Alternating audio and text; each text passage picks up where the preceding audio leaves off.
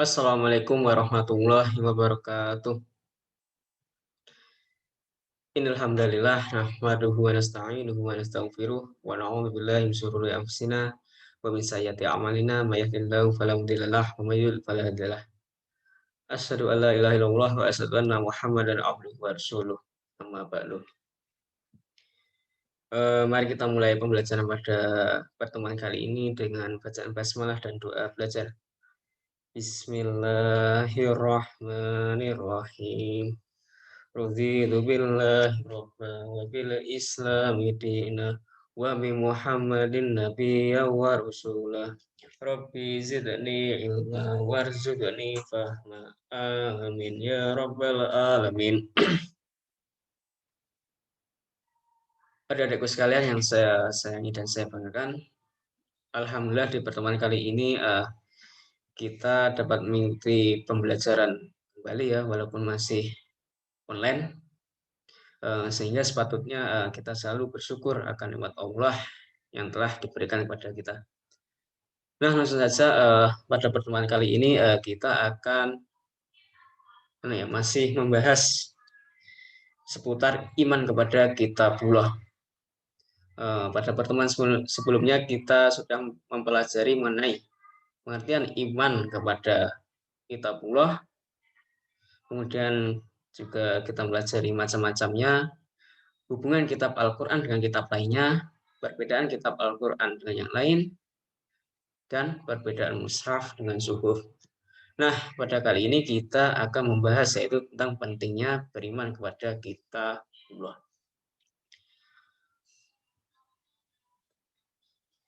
Nah, baik. Allah berfirman pada Quran surat Al-Isra ayat 9. A'udzubillahi minasyaitonirrajim. Inna hadzal Qur'ana yahdi lillati hiya aqwamu wa yubasysyirul mu'minina alladzina ya'maluna sholihati anna lahum ajrun kabir. Artinya, inna sesungguhnya hadzal Qur'ana, Al-Qur'an ini yahdi lillati hiya aqwam. Itu apa? Memberi petunjuk ke jalan yang paling lurus. Wa yubasysyirul mu'minina alladzina ya'maluna sholihat. Dan memberi kabar gembira kepada orang mukmin yang mengerjakan kebajikan. Annalahum ajrun kabira, bahwa mereka akan mendapat pahala yang kabirun, besar. Surat Al-Isra ayat 9 ya. Nah, pada ayat tersebut dijelaskan bahwa Allah menurunkan Al-Quran kepada Nabi Muhammad agar menjadi petunjuk bagi umat manusia, sehingga dapat meraih keselamatan dan kebahagiaan di dunia dan di akhirat. Sungguh Al-Quran ini memberikan petunjuk bagi umat manusia ke jalan yang paling lurus, yang mengantarkan keselamatan dan kebahagiaan seseorang. Ibaratnya ya, kita berjalan, kemudian kita jadikan Al-Quran itu di depan kita. Ikuti terus Al-Quran, insya Allah kita akan terus berada pada jalan yang lurus. Nah, setelah Al-Quran memberi kabar gembira kepada orang-orang mukmin yang mengerjakan kebajikan sebagai bukti dari keimanannya, dan bagi mereka akan mendapat pahala yang besar sebagai imbalan dari iman dan apa yang diamalkannya itu. Allah SWT menyatakan keistimewaan kitabnya yang diturunkan kepada Nabi Muhammad SAW, yaitu kitab Al-Quran, dengan menunjukkan fungsi dari kitab itu sendiri serta faedahnya bagi seluruh umat manusia. Selanjutnya, supaya fungsi kitabullah dapat dibuktikan dalam kehidupan, maka ya kita harus mempelajari makna, dan setelah kita paham, kita mengamalkannya. Mengamalkan dalam kehidupan sehari-hari. Nah, sebagaimana para sahabat dan tabi'in terdahulu ya, yang telah menerapkan, sehingga pada zaman dahulu pernah ya Islam memiliki puncak kemasan dan kesuksesan ya pada dulu itu, karena mengikuti Al-Quran.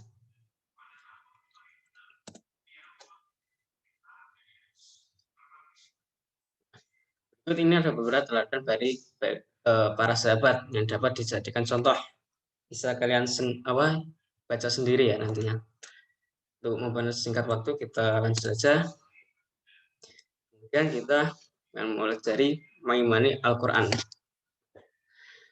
Bagaimana cara kita mengimani Al-Quran? Yaitu dengan memahami apa itu Al-Quran sendiri.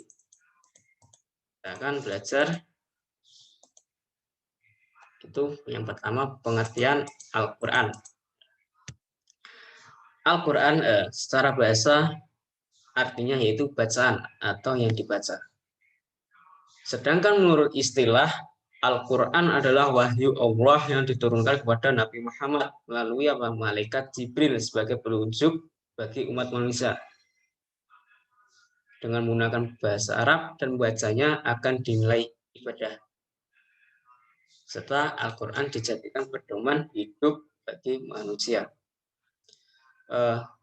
Melalui Al-Quran, Allah Subhanahu wa Ta'ala juga menyampaikan maksud atau tujuannya tentang keberadaan alam semesta ini, termasuk manusia.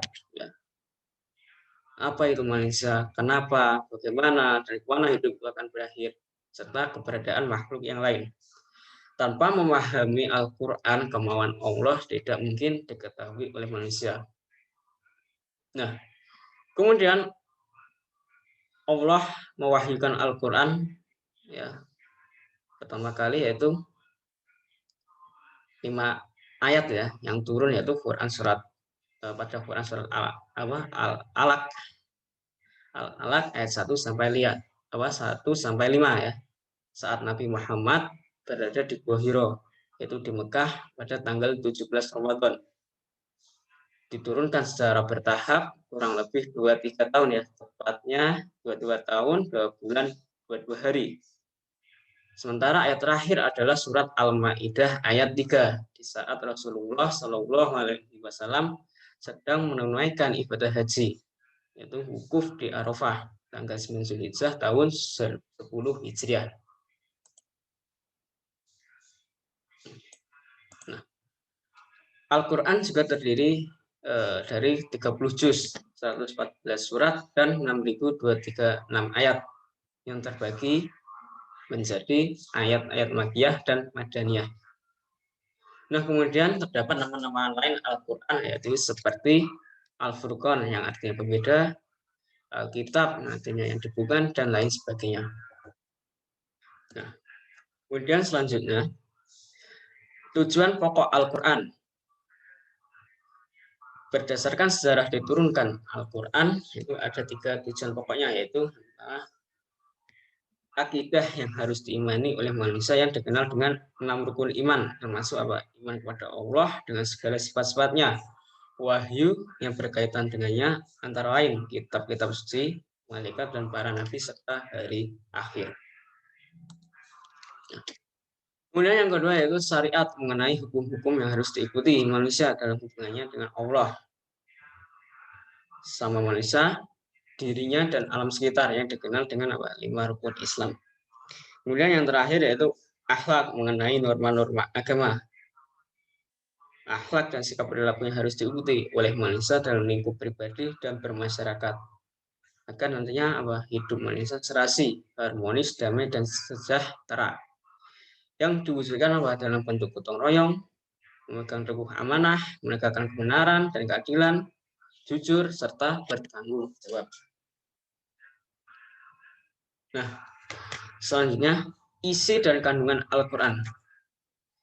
Jika dikaji dari garis besarnya, maka isi Al-Quran dan kandungannya mencakup yaitu akidah atau keimanan, ibadah, akhlak, muamalah, syariah, tarikh atau kisah-kisah, tazkir, peringatan, dan dasar-dasar atau pengembangan ilmu pengetahuan, kebudayaan, dan peradaban. Itu dia isi Al-Quran itu isinya kompleks ya, banyak sekali, mencakup seluruh aspek dalam kehidupan manusia. Nah, selanjutnya yaitu bukti kebenaran Al-Quran. Nah, ada 3 bukti kebenaran yang dapat diajukan, yaitu mengenai keindahan dan ketelitian redaksi Al-Quran, Yang kedua yaitu pemberitaan gaibnya, yang ketiga yaitu isyarat ilmiahnya.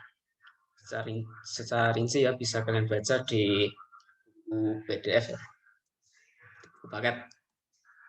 Nah, kemudian tujuan diturunkan Al-Quran. Adapun tujuannya adalah apa? Memberi petunjuk keagamaan kepada manusia. Mencakup 3 hal pokok, yakni apa? Akidah, syariat, dan akhlak. Kemudian yang terakhir yaitu cara Al-Quran mencapai tujuan. Nah, jadi kan tujuan diturunkan Al-Quran yaitu hal pokoknya yaitu akidah, syariat, dan akhlak.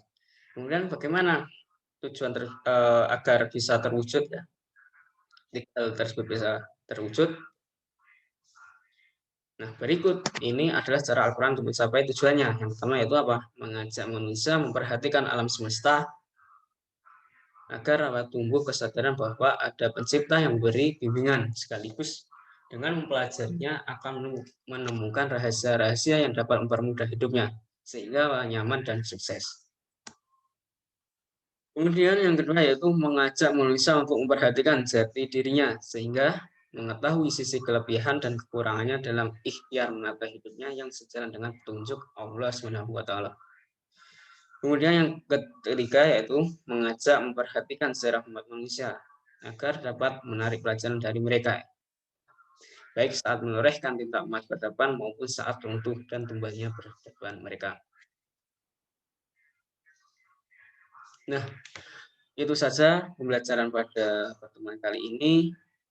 Kalau perlu atau ada yang ditanyakan silahkan saja nanti bisa chat lewat chat ya, lewat WhatsApp atau yang lain.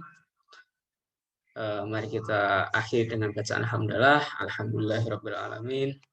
Wassalamualaikum warahmatullahi wabarakatuh.